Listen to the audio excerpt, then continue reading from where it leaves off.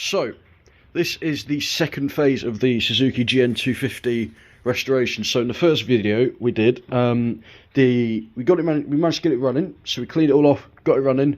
The issue was that this oil cover just blew off and it kept pissing these bolts out. What I've done is I have taken all the bolts off, retapped them, and we've put new bolts on the two that were a bit buggered up, and it runs, it doesn't leak oil at all. Watch this. There we are, that's no choke, perfect, can't complain with that. So in this video we are going to work on just tidying it all up, so we need to give it a really good clean, more in detail clean, where we get the tank, get the seat off, get these pillion bags, see what we're working with, get everything cleaned up. We'll repaint the chassis on it because obviously that's all quite rusty, to give that sand off, repaint it, polish all the chrome work on it, tidy this engine up because that's just got a lot of corrosion. However, I think quite a lot of that will clean off. So let's get on with it.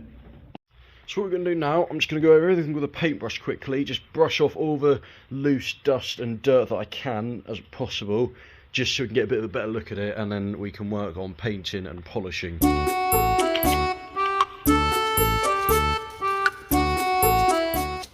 Right, so giving it a quick dusting off, we are now going to polish the engine casing.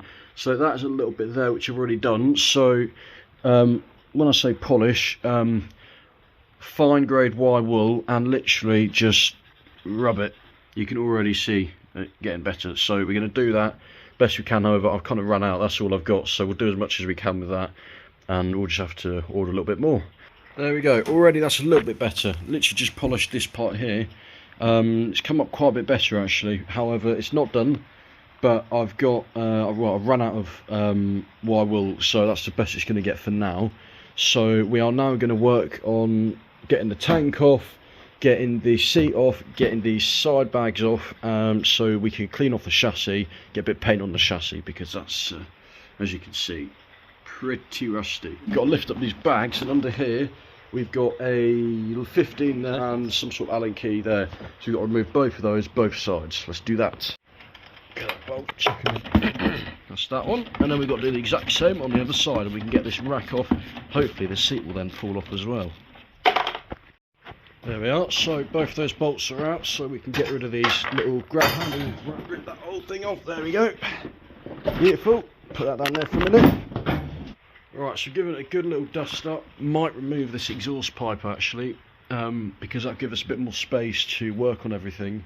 Right, well, that was a bad idea, we just sheared off one of the exhaust bolts. Maybe we're not going to be taking the exhaust pipe off. I think I'm just going to tighten this one back up, and hope that no one notices, because I do not feel like trying to remove a broken exhaust stud. I think that'll be fine, but that's still tight. That should be alright. Fuck, that's tight. Right, so we've got to turn off the fuel tap down here, unplug the fuel pipe, lift up the back of it like that, and kind of roll it back. There we go. That's fuel tank removed a little bit. There we go, and that is out. That wasn't that bad. So what we need to do now is get all the cables and everything away from the frame, so we can get paint onto it. So like all of these, I call them cable ties. Cable tidies. I don't know what they actually are, but pretty cool though. So we'll undo all of those, chuck them in the tub just so they don't get lost. Sometimes that's the easiest thing to do, just cut them, chuck them in there, just for safekeeping. Now we need to get some sandpaper, and the best we can sand up and rough up all of the surfaces on here to try and clean it all up and get as much of that rust off as we can.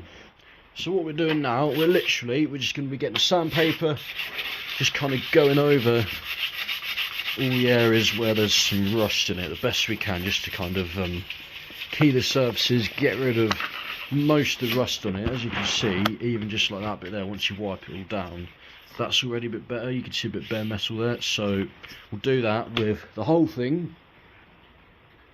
Yeah.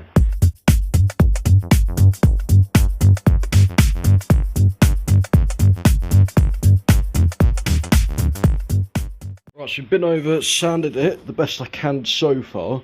However, I can't quite get to everything. and we need to get this rear mudguard off. I don't know how you're going to be able to see that, but there's two 10s tucked away there and there. So hopefully none of those are seized up, probably are. Let's try and get them off. There we go, and that's removed. As the back end is stripped down, so let's just finish off. We've got a little bit of sanding to do, so just want to sand in here, get that cleaned up on the other side as well down there, and then also on this little thingy, whatever that is. So I've just noticed this back frame rail here is a bit twisted. So if we look at that one nice and straight, that one got a bit of a bend in it. So the easiest way to sort that out, so what I'm going to do is grab a spanner, just make it so it's the right thickness of the chassis. You don't want too much play in it, and then grip it on there so it's nice and tight, and literally just use that adjustable, as you can see, just to pull it and straighten it out a bit. And then we'll put him back on the top here, bend that bit in there a bit. Just take your time with it, but you don't want to overdo it, because you can always go back and do it again a second time round. And just like that, I'm pretty happy with that. Yeah, lovely. There we are. So made a little start on it, so painted that bit there, and it dries relatively smooth, if I'm honest. It's not actually that bad, and considering the underneath surface of the actual frame isn't perfect, I think this will be fine. So literally just make sure you give it a decent coat. I only actually do one coat with this stuff, because you can put it on quite thick, and I find you only actually need one coat, because obviously there's quite a lot of actual chassis paint still on here. It's just some areas where it's rusted through a little bit, and all we're doing is just bringing back that coating, like that.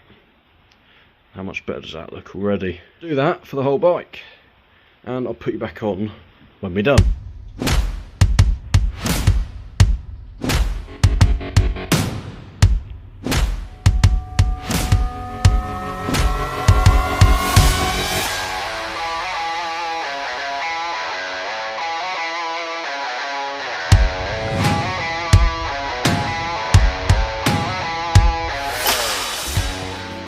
There we are, and just like that, you wouldn't have thought that's the same bike. I mean, look at that, that's so much better. So literally, so obviously we haven't painted all, there's a few little bits we still got to do. Can't quite get to them yet.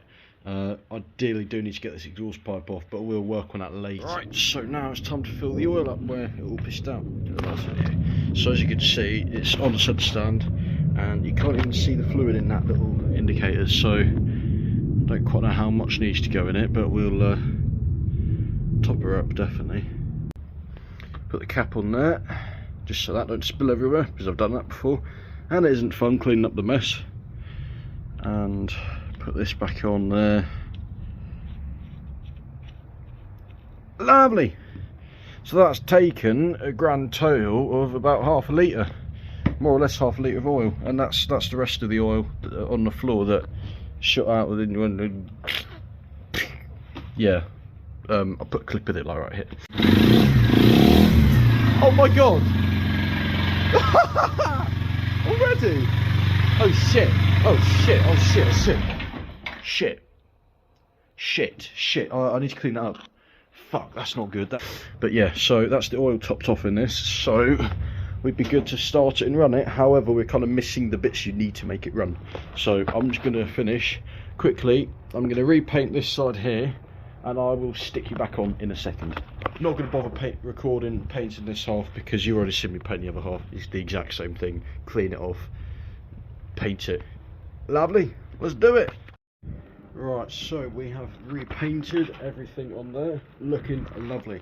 So what I want to do now is just test to see if we are shifting through all the gears, if the clutch is working, all that sort of thing, because obviously I haven't run this properly at all. So we've topped up the oil, as you can see down there, on that oil level. We've got plenty of oil in it. Let's see. Well, first off, let's see if it runs, because I haven't started this thing since yesterday, so let's see. Oh, look at that. basically, if you can't hear what I'm saying very well, it's idling a little bit high, so there's a little screw on the side of the carb, as you can see. I'm pointing at it right now, and if you twist that anti-clockwise, that will reduce the idle, and if you twist it clockwise, push it inwards, it opens the throttle up a little bit, so it increases the idle.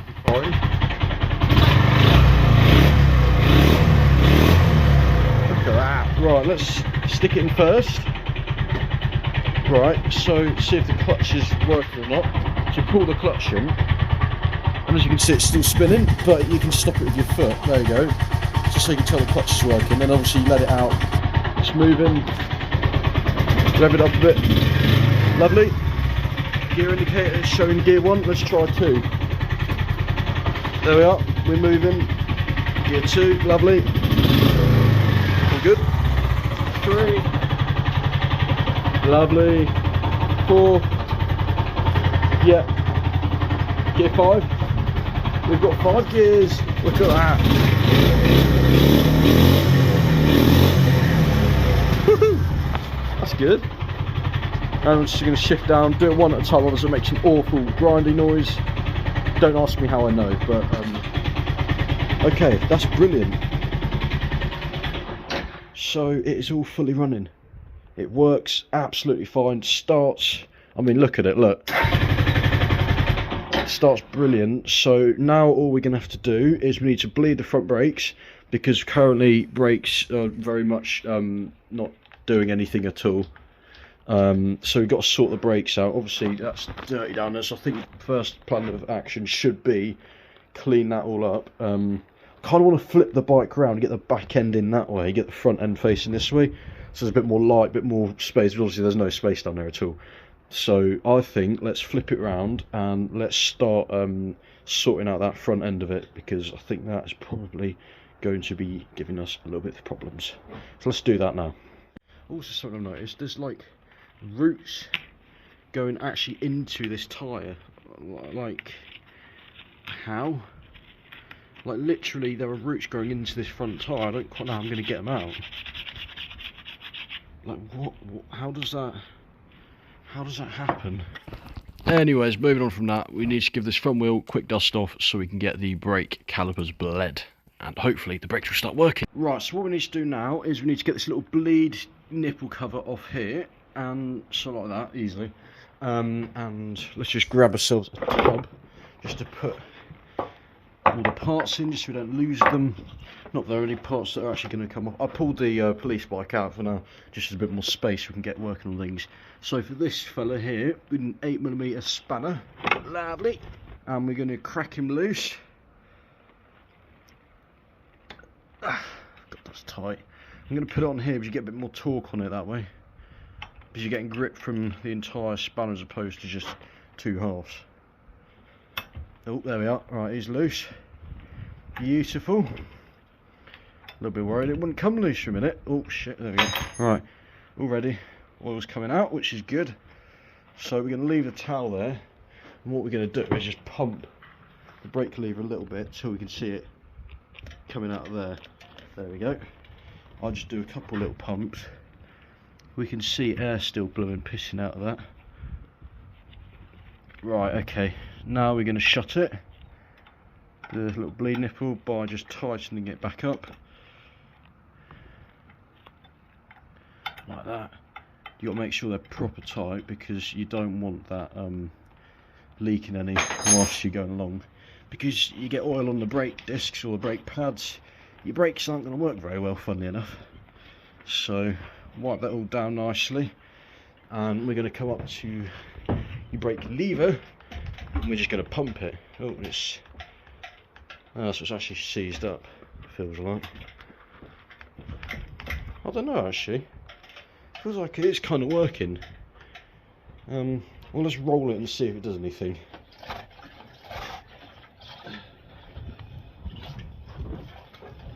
Right, so the front brake works. It's very got a lot of play in it, and then I can't really pull it. It just comes all the way in, which it probably shouldn't do. But I think what we're going to do is give it a bit of a ride around. Once we get it all sorted, put it back together, and hope it sorts itself out after a little bit of riding.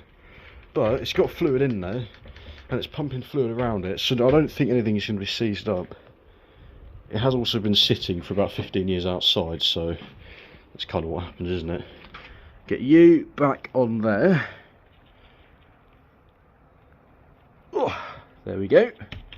And for some reason, something at the back is rubbing a bit. I'm putting that down to the rear brake drum. I believe it's probably that. Mind you though, that is free. Again, it might just need riding a little bit. So, well, in that case, why don't we ride it up and down a little bit? Yeah, let's do it. Why not? I'm going to see if this back tyre takes any air actually. I'm not going to try the front one because of all the roots in it. Let's see if the back tyre takes any air. Got to get a bit of air into this back tyre. Only about 36 psi I'd put into them. That's normally what you want to run in them. Around about that anyway. There we are. There we go. Right, so that's holding there. How well, how long for? God knows. But that's holding there. Oh, I don't think we even bother trying the front. Let's do it. There we are. She's running. Now let's see if she moves.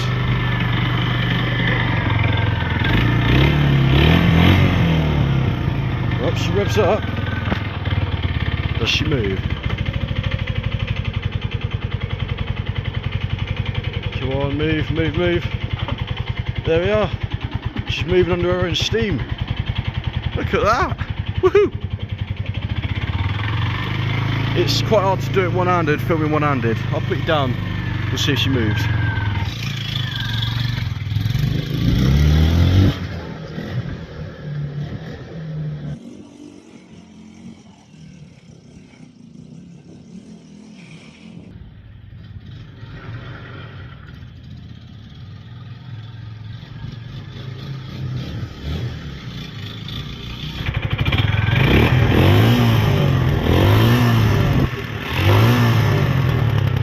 Back tyre's holding there, that's good.